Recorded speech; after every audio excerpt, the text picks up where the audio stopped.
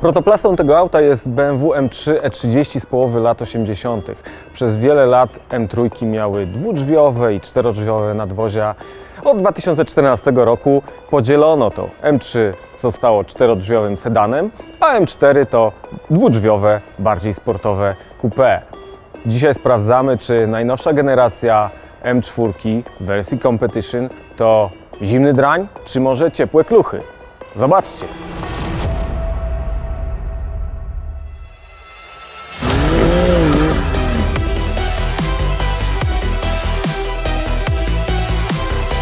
M4 Competition ma sporo koni pod maską, bo aż 510. Do setki według katalogu przyspiesza w 3,9 sekundy. Podwójnie doładowane R6 pod maską nie brzmi jakoś super drapieżnie. Nie jest to dźwięk, którego chcemy wciąż słuchać. Ale w skali od 0 do 10 dałbym temu dźwiękowi, nie wiem, może 6.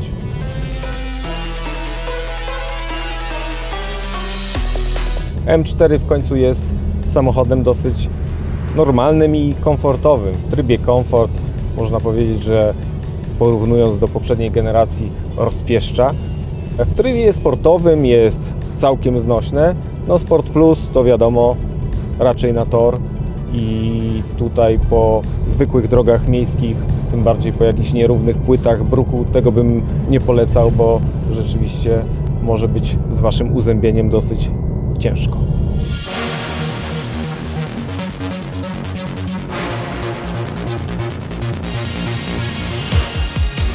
Ten numer to już pewnie znacie.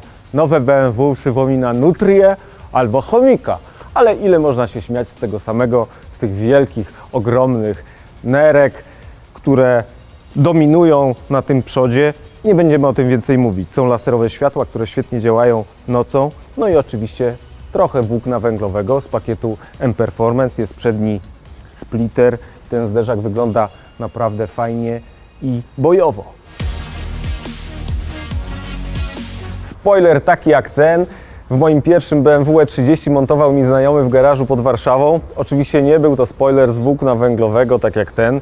W tym samochodzie mamy milion różnych dodatków właśnie z włókna węglowego. Dyfuzor z tyłu, który otacza ten poczwórny wydech, listwy podprogowe. Nawet korek do wlewu paliwa jest karbonowy i ma piękny, dumny napis M-Performance. Splittery z przodu, skrzela z boku, no wszędzie jest karbon. To jest kwestia gustu, czy chcecie mieć taki samochód, czy nie. Wygląda on dosyć wyzywająco. Wszystko zależy od tego, czego oczekujecie od tego auta. Czy chcecie nim śmigać po torze, czy pokazywać się na mieście. Na OLX-ie i na Allegro zapewne znajdziecie sporo lusterek a la M3, bo te lusterka zawsze były inne. Pamiętacie poprzednią generację M3? Tam też były bardzo fajne, fantazyjne lusterka. Te są dość zwyczajne. Oprócz tego, że są pokryte karbonem, włóknem węglowym, to mają tylko jeden taki mały dzyndzelek, wypustkę, która jest właśnie charakterystyczna dla M3. Zaprezentujemy koła i hamulce w słowiańskim przykucu, który pomaga rozciągnąć kręgosłup po długotrwałym siedzeniu w tych karbonowych fotelach. Z przodu mamy 19, z tyłu 20, lekkie felgi z dziurami i węglowo-ceramiczne hamulce, których skuteczność, to jak działają, też możemy sobie kontrolować z kabiny. Hamulce węglowo-ceramiczne są na pewno świetnym rozwiązaniem, jeżeli będziecie chcieli śmigać tym samochodem po torze, dlatego że nie będą się po prostu męczyć, nawet jeżeli będziecie je co chwila wciskać, w przeciwieństwie do zwykłych stalowych tarcz.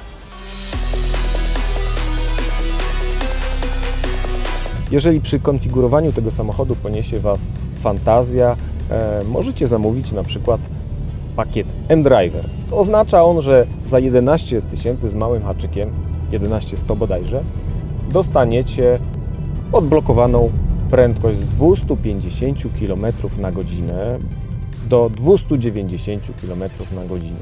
W ramach tego zawarty jest voucher na jednodniowy trening z M-ką, ze swoim samochodem na torze, który pokaże Wam, do czego zdolne są tego typu samochody, jak taki samochód prowadzić. Od razu Wam powiem, że jeden dzień to stanowczo za mało, żeby nabyć sportowych umiejętności.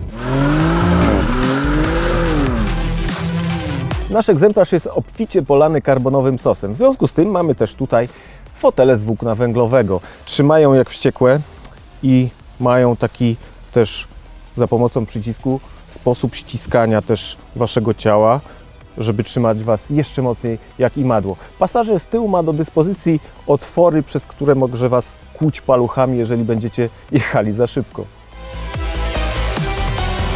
Na kierownicy też mamy ten nudny, plebejski, to oczywiście żart, karbon. Obszyta jest oczywiście trójkolorową nitką, jak to MK, ale najważniejsze na niej są dwa przyciski, M1 i M2, na których ustawiamy sobie tak samochód, jak chcemy. Tryb pracy skrzyni, zawieszenia, hamulców, układu kierowniczego i silnika. Są jeszcze dwie ogromne łopatki, też pokryte włóknem węglowym, jeżeli chcemy biegi zmieniać samemu, na przykład podczas jazdy torowej.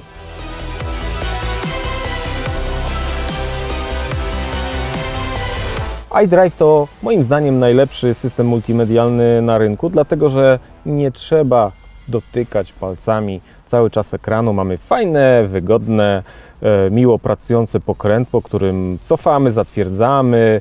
Jest bardzo intuicyjnie i bardzo prosto się tutaj można poruszać po menu samochodowym, ustawiać sobie rzeczy, które chcemy sobie zmienić, czy też ustawić. Mamy tutaj specjalne menu M.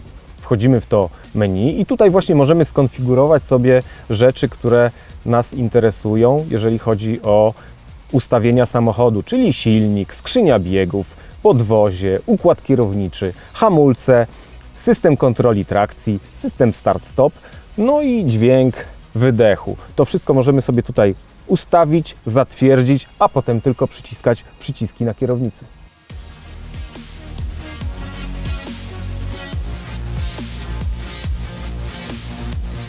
BMW na szczęście zadbało o to, że jest trochę zwykłych, tradycyjnych przycisków. To zawsze doceniamy w dzisiejszych samochodach, które są dosłownie wypełnione ciekłokrystalicznymi ekranami. To jest cenne, bo nie rozprasza podczas jazdy.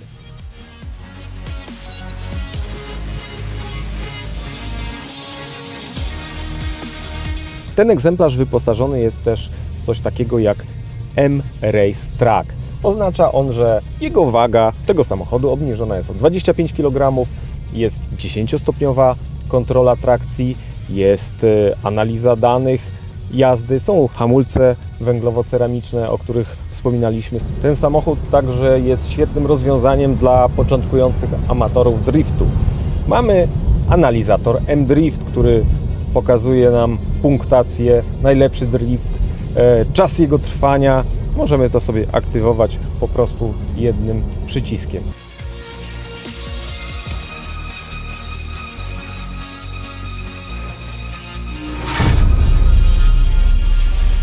Wydawałoby się, że to ten sam motor po małych ulepszeniach co w M440i, a otóż nie, bo tylko 15% części tego silnika jest identyczna, reszta to zmienione elementy, a część z nich echo czasów zostało wydrukowanych na drukarce 3D.